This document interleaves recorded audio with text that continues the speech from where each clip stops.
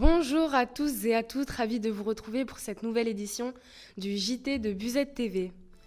À la une de votre journal, l'adaptation des commerçants lillois face à l'épidémie de Covid-19, le couvre-feu menace de plus en plus d'établissements.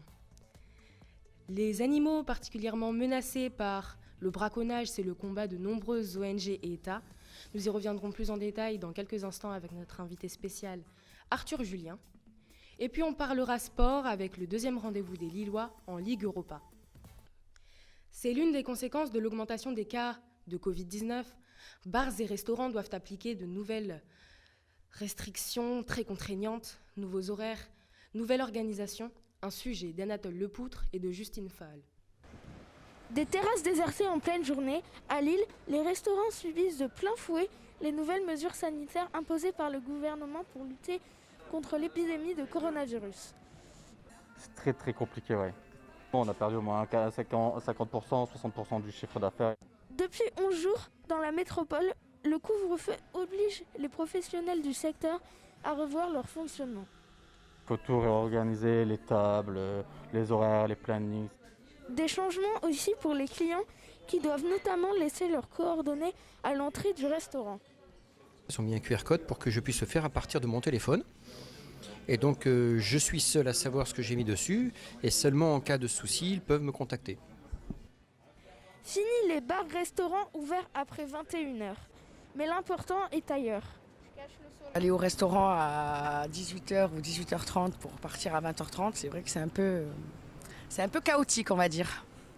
Avec ce couvre-feu, avec ce corona, il y a une perte pour eux aussi importante. Donc ouais, si, on pense à eux.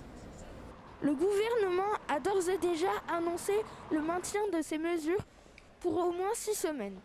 C'est un lieu chargé d'histoire, abandonné mais aujourd'hui réhabilité. Il s'agit des anciens locaux de la faculté de médecine de Lille. Ils ont été transformés après 4 ans de travaux. Un intérieur moderne, coloré et pensé par des designers. Un bar, un espace de coworking, un coin bureau et même une salle de cinéma. Tout est réuni pour ravir les clients en quête de calme et d'évasion. L'établissement espère désormais voir ses chambres se remplir. Selon la fondation 30 millions d'amis, environ 100 000 animaux sont abandonnés chaque année en France. En 2019, un tiers de ces animaux étaient des chats. À Lille, au salon de thé au Savoir-Vivre, on sensibilise les clients. Le Savoir-Vivre est un salon de thé avec 7 chats qui accueillent le public du mercredi au dimanche de 14h à 19h et les gens viennent chercher un petit peu de douceur, une petite pause dans la ville de Lille.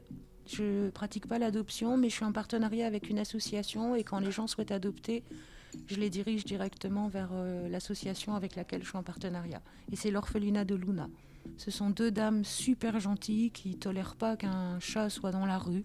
Donc elles les récupèrent, elles les soignent, elles dépensent des fortunes et elles essayent au maximum de les faire adopter dans des familles qui sont en capacité d'accueillir correctement un animal. Elles font un entretien très costaud pour être sûres que la personne en face va tenir son engagement de 20 ans. Parce qu'un chat, c'est 20 ans d'engagement.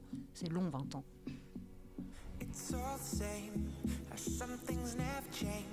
Parce qu'ils sont égoïstes.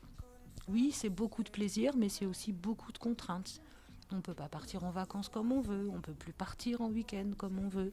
Si l'animal tombe malade, il faut être en capacité financière de le soigner. C'est vraiment un engagement très très très très grand. J'ai déjà entendu une dame me dire « je vais rendre le chat » avec l'orphelinat de Luna justement. Et je demande à cette dame « mais qu'est-ce qui se passe ?» Et cette dame me répond « il perd ses poils, j'en veux pas ». Communiquer au maximum, faire des conférences, expliquer aux gens que l'animal c'est un être vivant et qu'il ne faut pas jouer avec. Je pense qu'il manque peut-être encore de communication. Les gens ne savent pas forcément.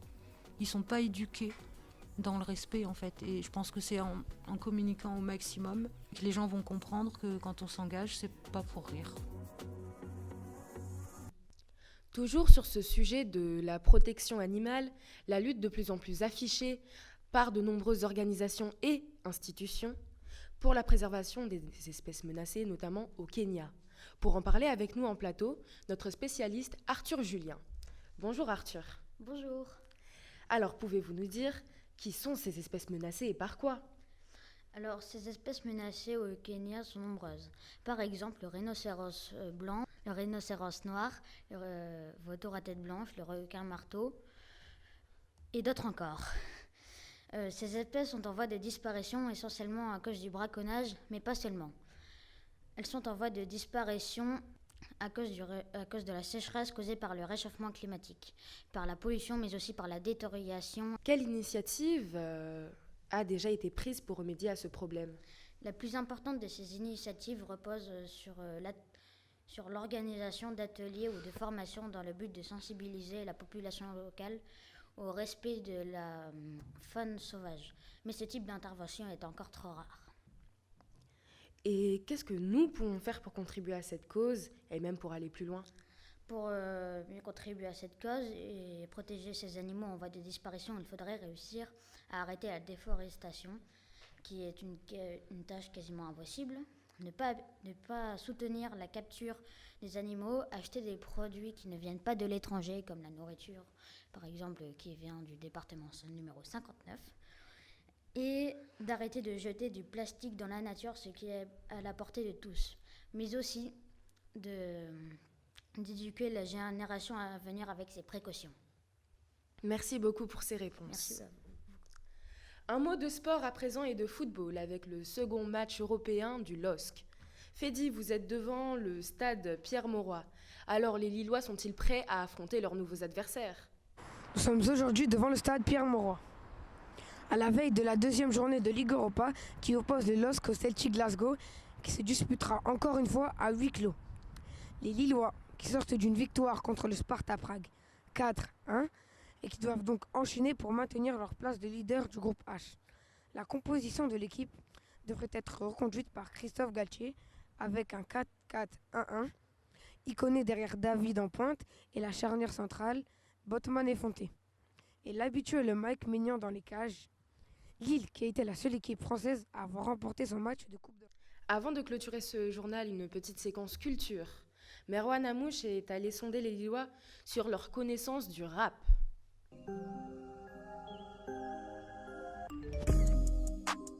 Est-ce que vous écoutez du rap?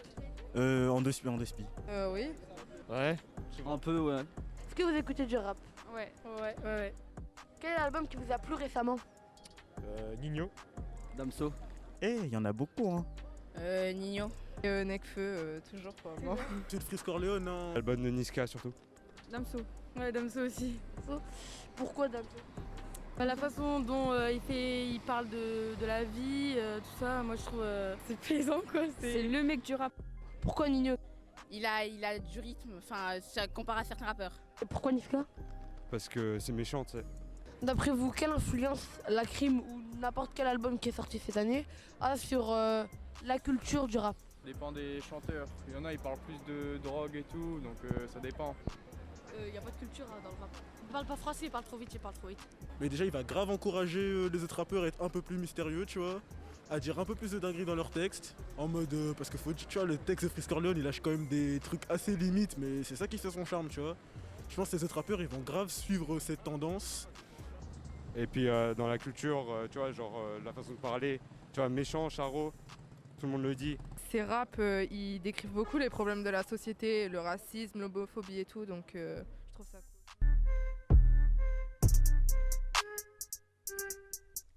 C'est la fin de cette édition. Merci de votre fidélité et à bientôt sur Buzette TV.